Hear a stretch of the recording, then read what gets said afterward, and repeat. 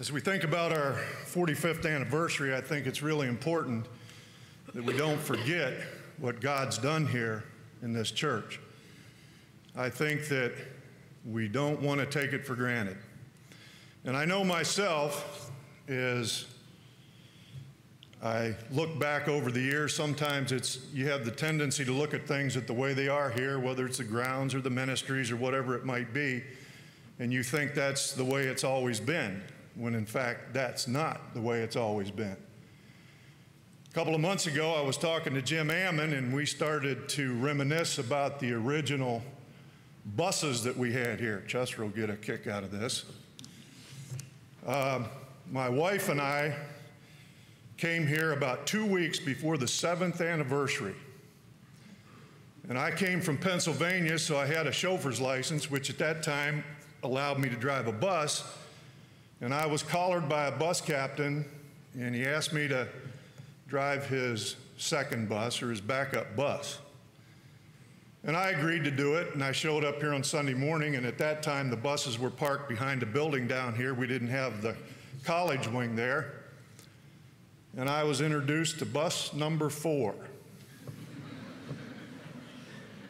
Now that's about 150 buses, or 125 buses ago, I think. But this bus was a real jewel. It was a Ford, gas motor, built I think in 1963. Had no power brakes, no power steering, and the synchronizers in the transmission were shot.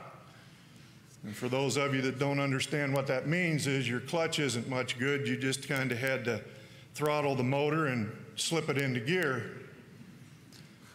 And when you drove that bus, Jim reminded me of this, you would get into a curve and the steering wheel would go about halfway and it would stop.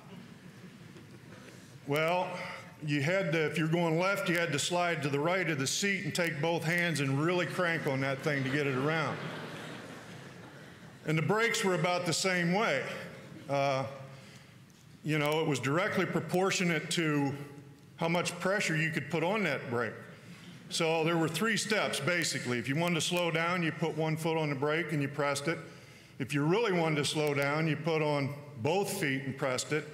And if it was an emergency stop, you grabbed the steering wheel and put both feet on the brake pedal and you hope for the best. And that's the bus. Well, the bus captain was there, and he brought over this guy who'd also been here for 2 weeks, and he was going to be my bus worker. Now, keep in mind, we're going into the fall push, which I had any idea what that was. So we got on the bus, and we were told, well, I was told we were going to Michigan City, and at that time, I knew generally that Michigan City was that way. So we drove to Michigan City on the west side. We're probably going to pick up Anthony and Todd. And we got up there and we started driving through the streets, and I said, okay, where do we go? And he's looking at me and he's going, I don't know. Doesn't look familiar.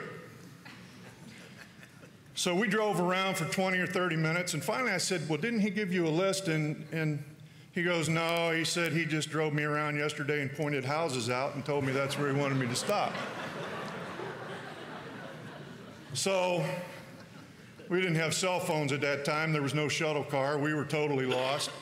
And the agreement was that we would meet at the hospital parking lot, which we went there and sat there for 45 minutes. And the bus captain showed up, and he was naturally upset, but it was his fault we didn't get anybody picked up. But on my first trip as a bus driver here at this church, I didn't bring anybody to church. We came back with an empty bus. Now, if you contrast that to today, I come in here, I drive for Mr. Brady. I told him what I was going to do tonight, so he didn't show up.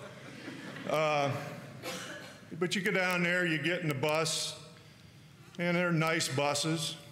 They got power steering, power brakes, they're diesels, they drive nice, they're easy to handle.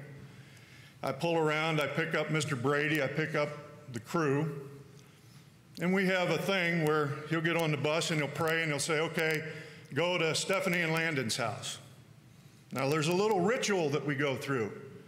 He has a cup of tea that's from McDonald's, and he'll sit back and relax, and maybe he'll study his lesson. He gives a little history lesson in here for Sunday school or whatever. He'll talk on the phone, read the paper, or whatever.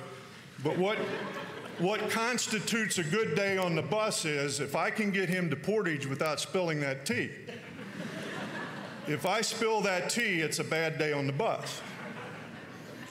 And it's come close a couple of times, but we do bring people in to having nobody on there. But my point is, God has really blessed us, and we've really come a long way. That transition through 45 years, I'm talking about the bus ministry, and we pretty well got it down. But it wasn't always that way. And I think going forward, we got to remember where we came from and remember